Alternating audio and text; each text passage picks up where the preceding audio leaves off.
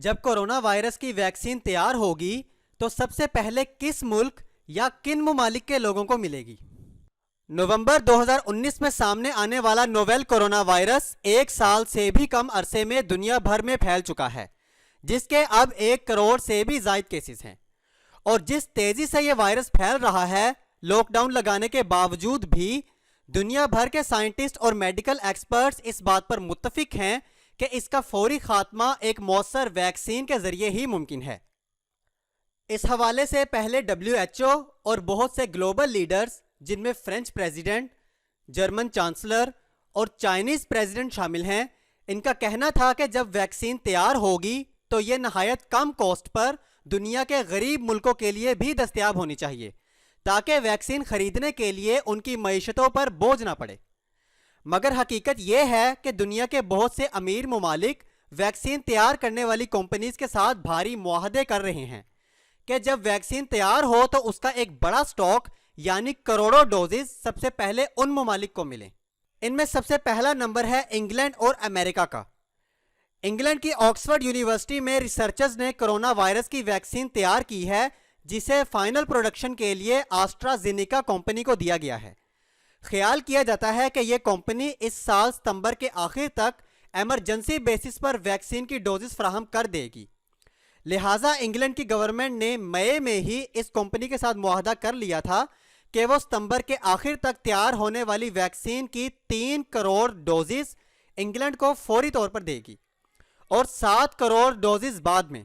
اور چونکہ امریکہ نے بھی ویکسین کی تیاری کے حوالے سے آکسفورڈ یونیورسٹی کی اس ٹیم اور کمپنی کی کافی مدد کی تھی، لہٰذا امریکی کمپنی بھی انگلینڈ کی اس کمپنی کے ساتھ معاہدہ کر چکی ہے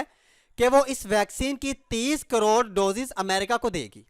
اور اس طرح ویکسین کی 33 کروڑ ڈوزز صرف انگلینڈ اور امریکہ کے لوگوں کو ملیں گی۔ مئی 2020 میں UK اور امریکہ نے ویکسین کے لیے معاہدے کیے تو جون 2020 کے آغاز میں ہی فرانس، جرمنی، اٹلی اور نیدرلینڈز نے بھی ویکسین کے پہلے حصول کے لیے ایک الائنس بنا لیا۔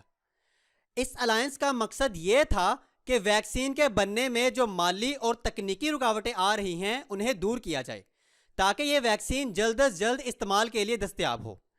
اور اس کے بدلے میں یورپین ممالک کا یہ الائنس فارماسیوٹیکل کمپنیز پر زور دے رہا ہے کہ ایک فائنل پروڈکٹ تمام یورپ کے لوگوں کو کم قیمت میں دستیاب ہو۔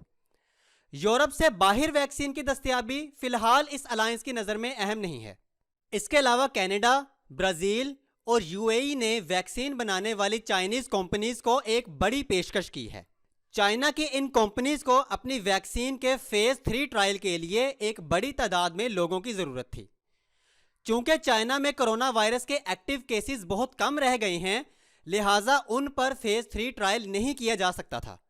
جبکہ چائنا سے باہر بہت سے ممالک چائنا کے ساتھ تعاون کرنے کو تیار نہیں تھے، اور اس طرح چائنا کی ویکسین بنانے والی کمپنیز کو اپنی ویکسین کی فائنل ٹیسٹنگ میں بہت مشکلات تھیں۔ لیکن کینیڈا، برازیل اور UAE نے اس بات پر آمادگی ظاہر کر دی ہے کہ وہ چائنیز ویکسین کے فیز 3 ٹرائل کے لیے اپنے کرونا وائرس کے مریض ہوسٹ کرنے کے لیے تیار ہیں، اور بدلے میں ان 3 ممالک نے چائنیز کمپنیز کو اس بات پر راضی کر لیا ہے کہ وہ بڑے پیمانے پر ویکسین کی ڈوزز ان ممالک کو فراہم کریں گی۔ ان تمام معلومات کی بنا پر ہم یہ کہہ سکتے ہیں کہ کرونا وائرس کی ویکسین کے حصول کے لیے 3 گروپ سب سے آگے ہیں۔ ایک گروپ ہے UK اور USA، دوسرا گروپ یورپ، جبکہ تیسرا گروپ ہے کینیڈا، برازیل اور UAE۔ اس حوالے سے امیر ممالک ویکسین نیشنلزم کا شکار ہیں، یعنی ہر ملک چاہتا ہے کہ کرونا وائرس ویکسین پر اس کے نام کا لیبل لگا ہو،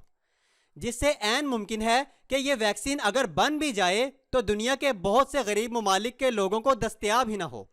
یا اتنی مہنگی ہو کہ وہ اسے خرید ہی نہ سکیں،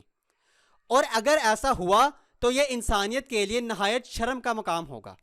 تو ناظرین، اگر اس ویڈیو نے آپ کی انفارمیشن میں اضافہ کیا ہو تو اس چینل کو سبسکرائب کریں، ویڈیو کو لائک اور شیئر کریں، ہمیں کامنٹ کر کے بتائیں کہ آپ کے نزدیک ویکسین نیشنلزم ٹھیک ہے یا نہیں۔ Stay home, stay safe and thanks for watching.